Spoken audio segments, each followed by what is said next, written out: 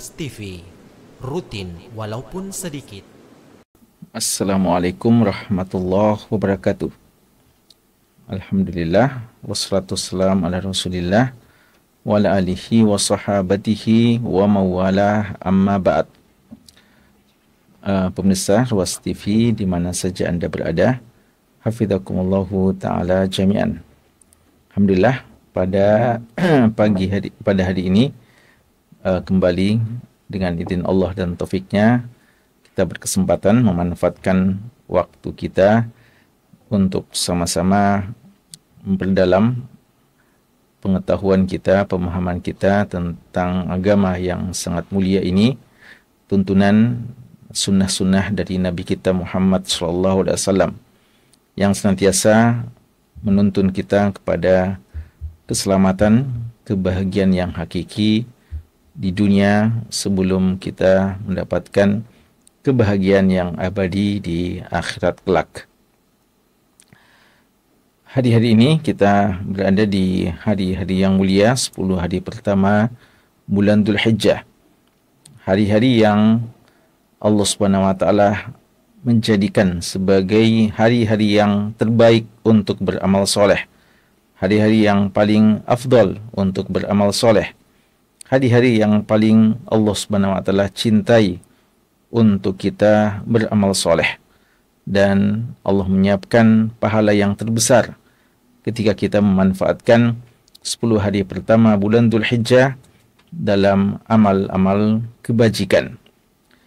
Dan seluruh kebajikan, seluruh amal soleh, seluruh ketaatan yang dikerjakan di 10 hari pertama bulan Dzulhijjah akan dilipat gandakan pahalanya di sisi Allah Subhanahu wa taala. Dan salah satu amalan yang paling soleh, amalan yang paling dianjurkan pada 10 hari pertama bulan Dzulhijjah dan terkhusus pada tanggal 10 Dzulhijjah adalah melaksanakan ibadah kurban. Ibadah kurban atau yang dinamakan dengan udhiyah adalah ibadah yang disandingkan dengan ibadah solat. Bahkan udhiyah ini darinya lah ya disebutkan sebagai nama hari raya tersebut. Kita tahu dalam Islam ada 2 hari raya yang kita rayakan, kita besarkan, kita peringati setiap tahunnya, yaitu Idul Fitr, hari raya Idul Fitri 1 Syawal, yang kita kerjakan setelah kita melaksanakan puasa sebulan penuh.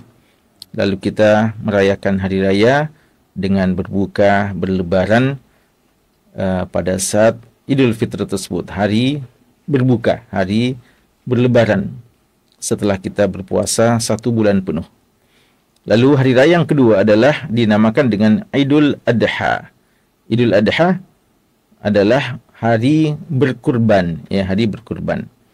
Dan ibadah ini atau ketika dinamakan hari raya tersebut dengan ibadah kurban menunjukkan bahwa amalan yang sangat utama pada saat itu adalah amalan kurban.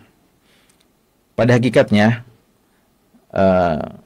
ada satu amalan yang paling mulia dikerjakan di hari-hari ini, yaitu ibadah haji, ya, yang merupakan rukun Islam.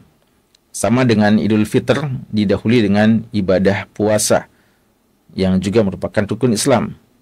Ibadah atau hari raya Idul Adha juga diiringi dengan pelaksanaan ibadah haji yang merupakan salah satu rukun Islam. Namun berbeda dengan ibadah puasa. Kalau ibadah puasa semua kita ini insya Allah umumnya mengerjakannya. Adapun ibadah haji, maka tidak semua di antara kita yang berkesempatan untuk mengerjakannya. Bahkan boleh jadi dan tidak sedikit di antara kaum muslimin hingga di waktu ketika dia wafat, ketika Allah memanggilnya, dia belum berkesempatan melaksanakan ibadah haji. Maka ada ibadah yang bisa menjadi alternatif untuk kita kerjakan, kita usahakan selain ibadah haji pada hari-hari ini, yaitu ibadah kurban, al-udhiyah.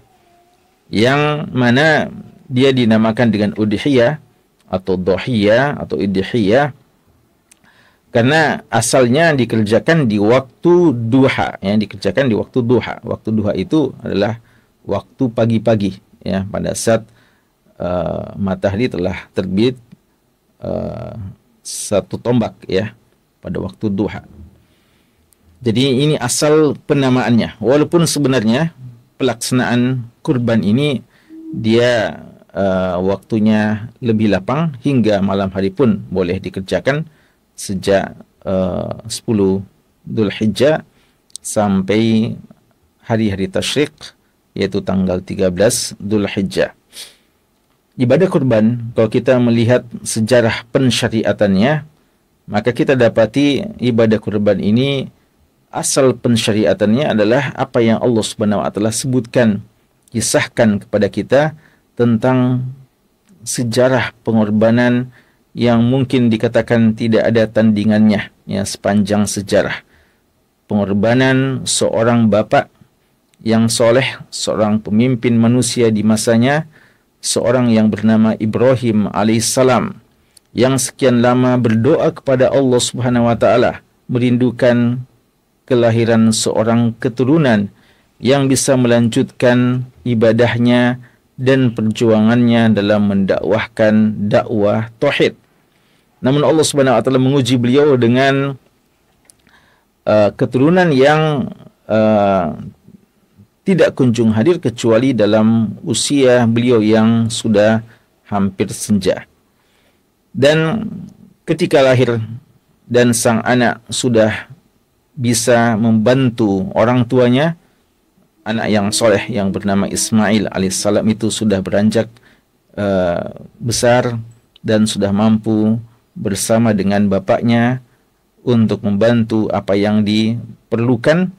Allah Subhanahu wa taala mewahyukan kepada Nabi Ibrahim alaihissalam lewat mimpi, karena seorang nabi mimpinya adalah wahyu, untuk menyembelih sang anak.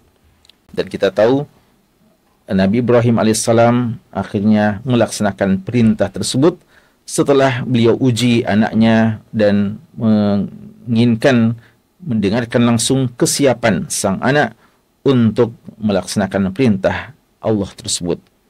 Ya, beliau mengatakan bahwa saya telah melihat, ya, inni ara fil manam anni adbahuka fandur madza tara. Saya telah menyaksikan di mimpi saya bahwa saya menyembelihmu. Bagaimana pandanganmu, wahai anakku? Ulama menjelaskan pertanyaan ini sebenarnya bukan untuk meminta pandangan setuju atau tidak, namun sekedar untuk menegaskan kesiapan dan sekaligus untuk menunjukkan kesolehan, ketaatan sang anak kepada perintah Allah, kemudian kepada perintah orang tuanya. Dan sang anak dengan penuh kesiapan dan menunjukkan ketaatan yang sempurna kepada Allah, beliau mengatakan, ya, laksanakanlah, ya, if'al ma tu'mar satajiduni insyaallahu minas sabirin. Kamu akan mendapati saya sebagai orang yang bersabar dengan setiap apa yang perintah yang datang dari Allah Subhanahu wa taala. Namun Allah Subhanahu wa taala dengan maha kelembutannya akhirnya mengganti sang anak itu dengan kibas atau dengan domba yang mulia yang dikatakan zibhin azim, ya, dengan domba yang besar sebagai pensyariatan pelaksanaan kurban setelah itu. Dan sejak itu kurban disyariatkan. Lalu syariat ini juga berlaku kepada syariat Nabi Muhammad SAW. Ya, kita tahu pada dasarnya seluruh nabi memiliki ajaran yang satu dalam persoalan tauhid. Namun dalam persoalan ibadah, sebagian syariat nabi terdahulu tidak diterapkan secara persis pada syariat Nabi Muhammad SAW.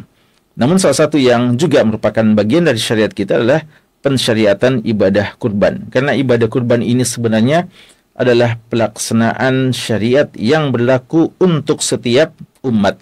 Allah menyebutkan dalam surat Al-Hajj di ayat ke-34, "Walikullin ja'alna mansakan liyadhkuru ismallah ala ma razaqahum min bahimatil an'am."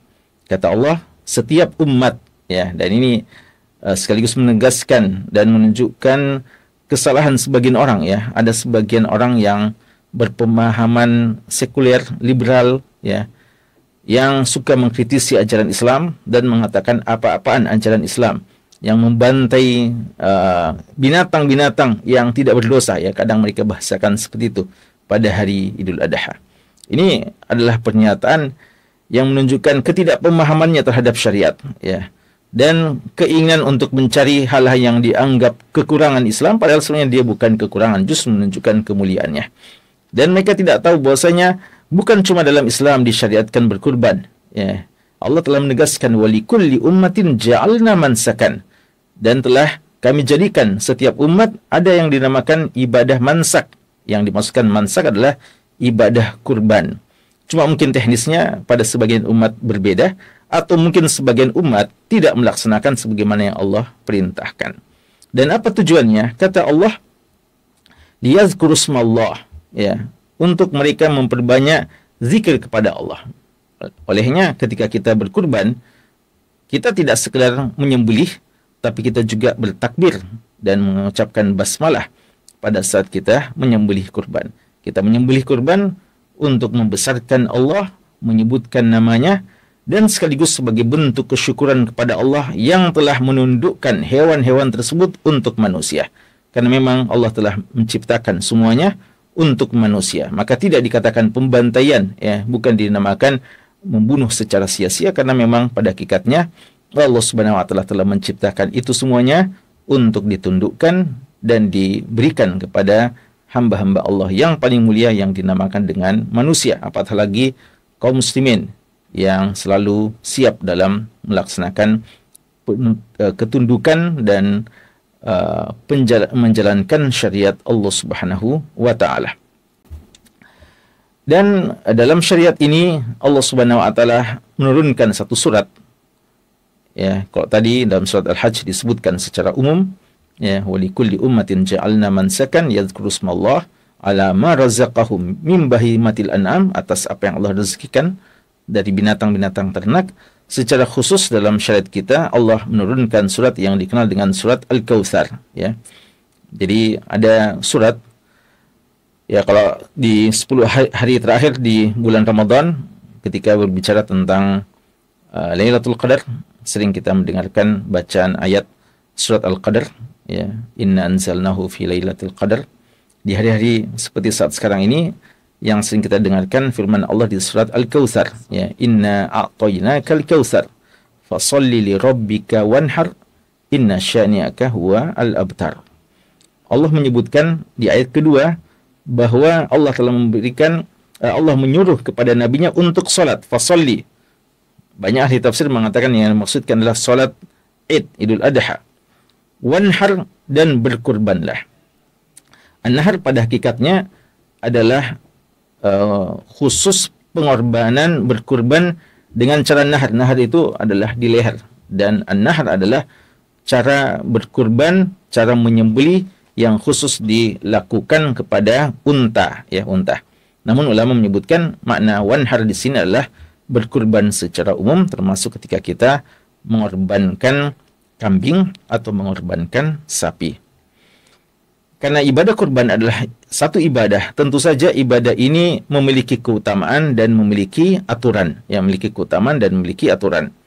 Untuk keutamaannya adalah kita mendapatkan pahala yang besar di sisi Allah Subhanahu wa taala, menjalankan syariatnya dan menunjukkan ketundukan kita kepada setiap perintah Allah sebagaimana telah dicontohkan oleh seorang Nabi Ibrahim alaihissalam ketika awal kali rela siap mengorbankan sang anak demi melaksanakan perintah Allah Subhanahu wa taala. Kita rela menabung, kita rela mengumpulkan uang untuk membeli hewan-hewan ternak, kita korbankan atas perintah Allah dan menjalankan sunnah Nabi sallallahu alaihi wasallam. Tidak ada secara persis hadis yang sahih yang menyebutkan tentang keutamaannya, dan sebagaimana kata Ibnul Arabi Al-Maliki rahimahullah, setiap hadis-hadis yang menyebutkan secara khusus tentang keutamaan ibadah kurban, yang menyebutkan bahwa ibadah kurban umpamanya setiap tetes darah yang jatuh ke tanah, yang seorang sebelum jatuh ke tanah darah tersebut, orang sudah mendapatkan pahalanya. Lalu pahala juga dihitung sesuai dengan jumlah bulu yang umpamanya dalam hewan ternak. Hadis-hadis yang semacam ini umumnya adalah hadis-hadis yang lemah. Namun keutamaannya adalah karena dialah perintah Nabi kita sallallahu alaihi wasallam dan sunnah yang beliau ajarkan, dan ulama telah sepakat, ya, walaupun tidak ada dalil yang lebih khusus yang sahih menyebutkan keutamaannya, tapi ulama sepakat bahwa tidak ada amalan harta pada hari itu yang lebih utama kita kerjakan melebihi ibadah kurban. Artinya, seandainya di depan kita ada dua alternatif, ya, kalau saat sekarang umpamanya taruhlah, ya, di sebagian tempat mungkin hewan kurban sapi umpamanya sekitar 2 jutaan umpamanya. Di depan kita ada alternatif antara kita bersedekah senilai 2 juta untuk satu nilai sedekah, apa saja bentuk sedekahnya. Entah kita mau membantu pos-pos kebaikan, amal-amal sosial umpamanya, atau apa saja. Nilainya 2 juta. Lalu di depan kita juga ada alternatif untuk berkurban. Pada hari itu, amalan yang paling afdal sejak tanggal 10 sampai tanggal 13 Dzulhijjah yang terkait dengan ibadah harta adalah ibadah kurban, bukan yang lainnya. Ya, dan ini telah ditegaskan oleh Ibnu Qudamah, dan beliau menganggap ini sebagai bagian yang telah disepakati oleh para ulama kita, dan juga telah ditegaskan oleh Sa'id bin Musayyib rahimahullah dan beberapa ulama-ulama kita yang lainnya. Dan tentu saja karena dia ibadah, maka ada aturan-aturannya.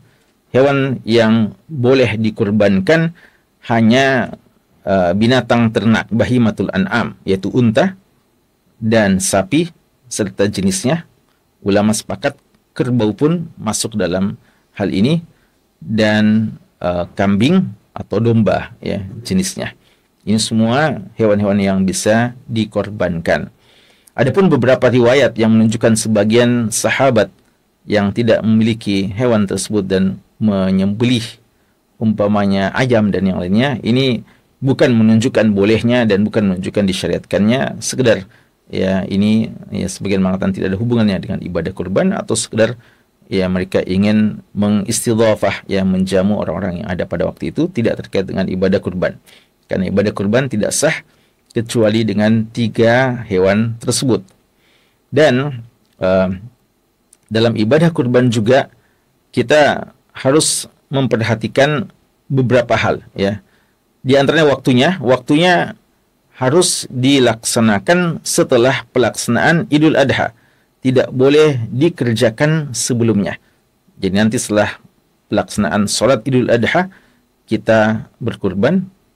Itu waktu yang paling afdal di hari yang pertama, dan dibolehkan hingga hari ketiga dari hari-hari tasyrik sampai menjelang waktu maghrib di malam ke-14 Dzulhijjah. Itu waktu-waktu yang dibolehkan, tapi sekali lagi jika memungkinkan pada hari pertama maka itu lebih afdal. Dan ulama telah menjelaskan berdasarkan dalil-dalil yang ada bahwa hewan-hewan yang dikurbankan itu, jika saja dia adalah unta, maka maksimal 7 orang, sebagaimana juga pada sapi, dan untuk kambing harus, ya, 1 orang, ya, tidak dibolehkan lebih dari 1 orang. Walaupun pahalanya dia berlaku untuk 1 keluarga, ya, pahalanya untuk 1 keluarga.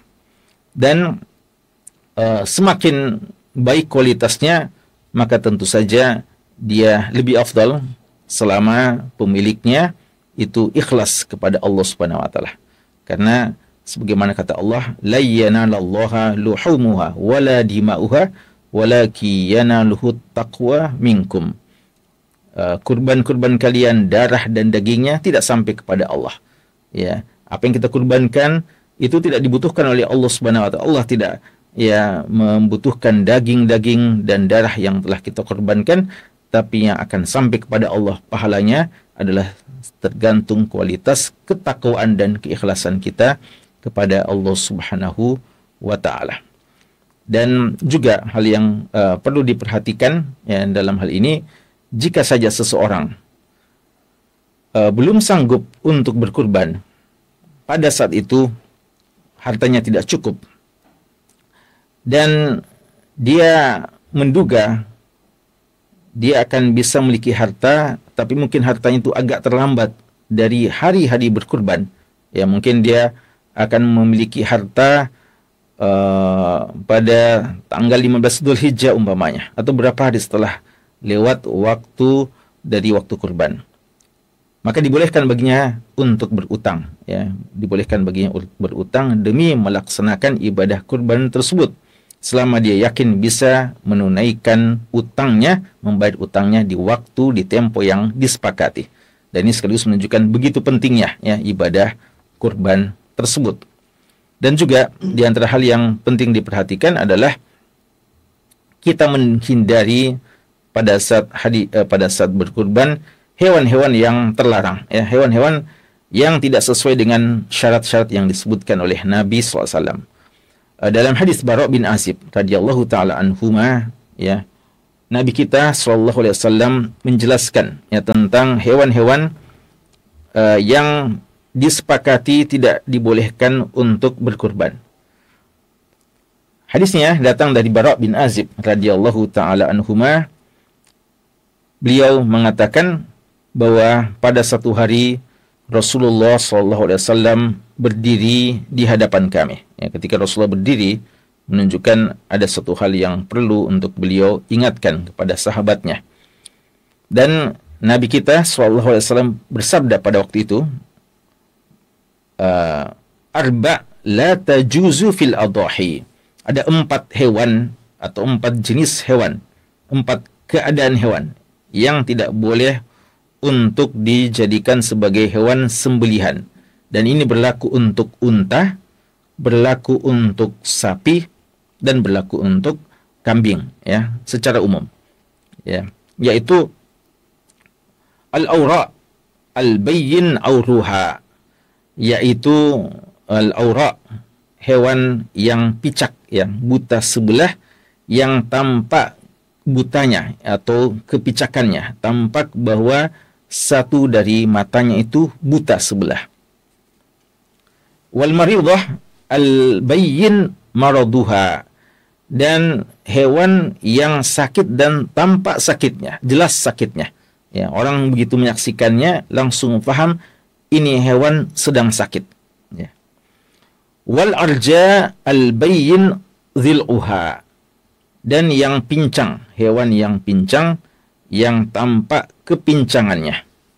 Wal kasir allati la tunqi, dan yang hewan yang sangat kurus, yang tidak bisa memberikan bahaya kepada yang lainnya, ya. La tunqi artinya yang karena begitu kurusnya dia tidak bisa melakukan perlawanan atau membela dirinya, ya. Dan disebutkan ya dalam sebagian riwayat, yaitu ketika ditanya dikatakan la mukhafi idhamiha lihazalatiha, ya, seakan-akan tidak ada sumsumnya karena begitu kurusnya. Ini 4 yang disebutkan dalam hadis tentang jenis hewan yang tidak pantas, tidak boleh disembelih. Bara' bin Azib radhiyallahu anhumah, sahabat ini beliau sangat berjasa dalam meriwayatkan hadis ini, ya. Dan Bara' bin Azib radhiyallahu anhumah seorang sahabat yang dikenal dengan kunyahnya Abu Umarah atau Abu Amr. Nama asli beliau Bara' bin Azib bin Harith bin Adi Al-Ansari Al-Ausi. Ya, beliau orang Ansar dari kaum Ansar, penduduk Madinah dari kabilah Al-Aus. Dan beliau ini kadang dalam banyak tulisan atau kadang juga diucapkan Barra, ya, dengan tasydid ra. Tapi sebenarnya yang betul bitakhfif ra, ya, bukan Barra tapi Bara' bin Azib. Dan Azib ini seorang sahabat juga, ya, karena itu lebih tepat kalau kita menyebutkan nama beliau adalah Al-Bara' bin Azib radhiyallahu anhuma, karena beliau dan bapaknya sama-sama sahabat. Dan beliau masuk Islam sejak kecil dan sudah belajar Al-Quran yang sebelum hijrah Nabi Sallallahu Alaihi Wasallam. Beliau juga telah ikut berjihad bersama Rasulullah Sallallahu Alaihi Wasallam sebanyak 15 kali dan meriwayatkan dari Nabi kita Sallallahu Alaihi Wasallam sekitar 300 hadis. Ya. Beliau akhirnya dari Madinah pindah ke Kufah dan wafat di Kufah. Ya, jadi beliau penduduk asli Madinah. Namun tuntutan dakwah dan perjuangan menjadikan beliau pindah akhirnya di Kufah dan wafat di sana di tahun ke-72 Hijriah dalam usia sekitar 80 tahun lebih. Beliau meriwayatkan kepada kita hadis ini dan ketika beliau meriwayatkan hadis ini, beliau sempat mengatakan, ya, beliau ada dalam lanjutan riwayat, dan saya juga tidak menyukai jika ada cacat pada telinganya, ya, jika ada cacat pada telinganya, ya, seperti mungkin terputus bagian telinganya, lalu dikatakan bahwa ya terserah itu penilaianmu, tapi jangan mengharamkan apa yang tidak diharamkan oleh Nabi SAW. Artinya cacat yang paling parah yang tidak ditolerir untuk dijadikan kurban adalah keempat ini.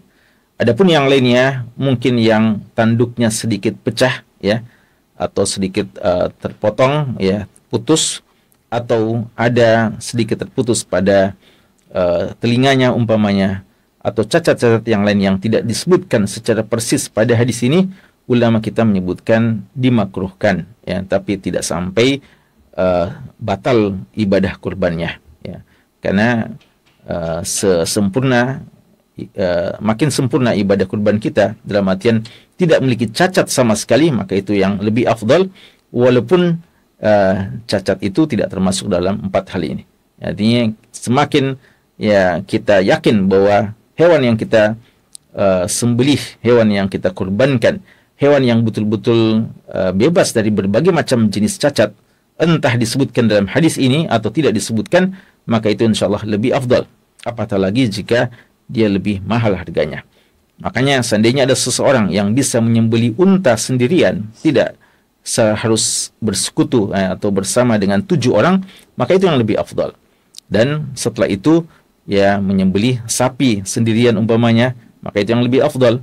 Dan jika tidak, maka menyembelih kambing sendirian, ya, lalu setelah itulah baru bersekutu, ya. Makanya lebih afdal pada hakikatnya jika kambing bersendirian, lalu setelah itu bersama, ya, bersekutu dalam sepertujuh umpamanya, sepertujuh sapi atau sepertujuh hewan unta.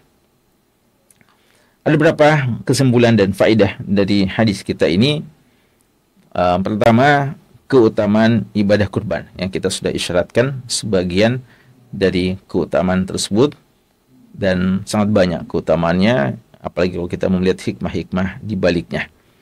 Kemudian ibadah kurban sebagaimana ibadah-ibadah yang lainnya itu memiliki aturan dan syarat-syarat yang penting diperhatikan. Ya, ini hal yang perlu untuk selalu kita tegaskan dalam kaidah beribadah. Ibadah itu tidak boleh semaunya, tidak boleh hanya dengan perasaan, tapi ada aturannya yang kapan kita tidak ikuti, tidak kita indahkan aturan dan syaratnya serta syariatnya, maka mungkin kita letih, capek, dan telah berkorban mengerjakannya, tapi tidak mendapatkan pahala di sisi Allah. Kurban kepada Allah Azza wa Jalla seharusnya diberikan yang terbaik, ya.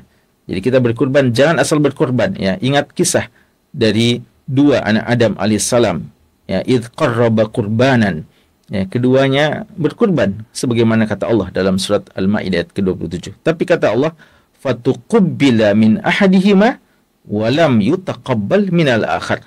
Salah seorang dari yang berkurban, yang dalam banyak dikatakan Habil, itu diterima, dan yang satunya tidak diterima. Pada dua-duanya berkurban, ya. Kenapa? Karena persoalan keikhlasan dan juga kualitas apa yang dikurbankan. Maka ketika kita berkurban, jangan setengah-setengah, kurbankan yang terbaik, ya, di sisi Allah Subhanahu wa taala. Dengannya juga kita harus lebih selektif, ya, dalam memilih selalu kita perlu mengawasi, ya, orang-orang yang menjadi pengurus dalam hewan-hewan kurban kita. Dengannya disyariatkan juga Jika kita mampu, kita yang sendiri langsung berkurban, dalam artian kita yang langsung menyembelih. Jika tidak, maka kita hendaknya hadir untuk menyaksikan hewan kurban kita. Ini semuanya agar apa yang kita lakukan betul-betul sesuai dengan syarat yang ditetapkan oleh Nabi kita sallallahu alaihi wasallam. Hadis ini juga faedahnya adalah menjelaskan kepada kita 4 cacat yang paling utama yang dengannya hewan tidak sah dikurbankan, yaitu persoalan mata yang buta sebelah. Kata ulama kita, apatah lagi jika kedua matanya buta, ya. Kenapa disebutkan satu mata, ya, buta sebelah, picak? Karena min babil aula, kiasul aulanya adalah kalau dua matanya buta, maka tentu saja lebih tidak boleh untuk dikurbankan. Juga sangat tampak sakitnya, dan juga pincangnya, dan keadaan jasadnya yang sangat kurus. Oleh karena itu, dalam sebagian riwayat, para sahabat kadang menggemukkan, yang melakukan penggemukan sapi atau unta dulu, yang sebelum mereka melakukan kurban mereka. Dan memang merupakan bagian sunnah adalah kita melakukan perbuatan ihsan dulu kepada hewan yang kita akan kurbankan. Kita memberikan makan, memberikan minum, tempat yang baik sebelum kita melakukan kurban tersebut.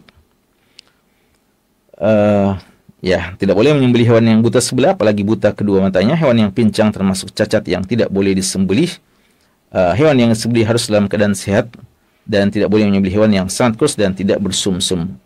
Sebagian ulama kita menyebutkan, ya, ketika ada hewan yang mungkin tadinya dia tidak pincang dan kita sudah beli, ya, kita sudah beli dalam keadaan sehat, namun suatu saat ternyata sebelum disembelih tiba-tiba pincang karena mungkin ada kecelakaan, ya, waktu pada saat dia diturunkan dari kendaraan atau yang lainnya, maka ya selama memungkinkan kita menggantinya maka lebih bagus. Namun jika tidak, maka insya Allah tidak mengapa, karena kita telah membelinya dalam keadaan yang sehat dan tidak cacat, tidak pincang, ya. Dan yang terakhir, ya, beberapa cacat yang lain sebaiknya dihindari walaupun tidak menghalangi untuk dikurbankan. Ini beberapa hal, ya, penjelasan tentang hadis Bara' bin Azib radhiyallahu anhuma, dan pembahasan ini sengaja kita angkat, ya, pertama karena memang terkait dengan hari-hari kita ini, dan juga ya pembahasan hadis kita memang hadis-hadis bilangan, ya. Selama ini kita sudah membahas beberapa hadis terkait dengan 4 hal, 4 kriteria, dan ini hadis yang menyebutkan 4 kriteria, 4 pembahasan tentang jenis-jenis aib yang tidak boleh ada pada hewan yang kita kurbankan. Semoga Allah menerima amal-amal soleh kita. Semoga Allah menerima dan memudahkan kita untuk melaksanakan ibadah kurban yang sangat mulia ini. Dan semoga Allah SWT menerima ibadah haji saudara-saudara kita yang melaksanakan ibadah haji. Dan semoga Allah SWT menjadikan kemenangan, ya, dengan hari kurban ini. Dan tentu saja mari kita doakan secara tulus kepada saudara-saudara kita yang di Palestina, yang masih saat sekarang merasakan kebiadaban dari Zionis Israel. Semoga Allah SWT menjadikan hari raya ini sebagai hari kemenangan bagi mereka. Dan juga seandainya ada kesempatan untuk kita mengirimkan hewan-hewan kurban kita kepada mereka, maka ini insya Allah di antara kebaikan-kebaikan yang sangat besar pahalanya di sisi Allah. Walaupun pada hakikatnya sebaiknya hewan kurban itu kita serahkan kepada orang sekitar kita. Namun jika kita menganggap sudah sangat cukup orang sekitar kita dan di sana ada saudara kita yang sangat membutuhkan, maka tidak mengapa. Oleh karenanya ketika ada peluang-peluang untuk mengirimkan hewan kurban, umpamanya ke negeri-negeri yang jauh, utamanya saudara kita di Palestina, di Gaza, di Rafah dan sekitarnya, maka ini insyaallah di antara amalan yang juga sangat besar pahalanya di waktu-waktu seperti saat sekarang ini. Wallahu a'lam. Taqabbalallahu minna wa minkum salihal a'mal. Wa sallallahu ala nabiyyina Muhammadin wa ala alihi wa sahbihi wa sallam. Wa akhiru da'wana alhamdulillahi rabbil alamin. Wassalamualaikum warahmatullahi wabarakatuh.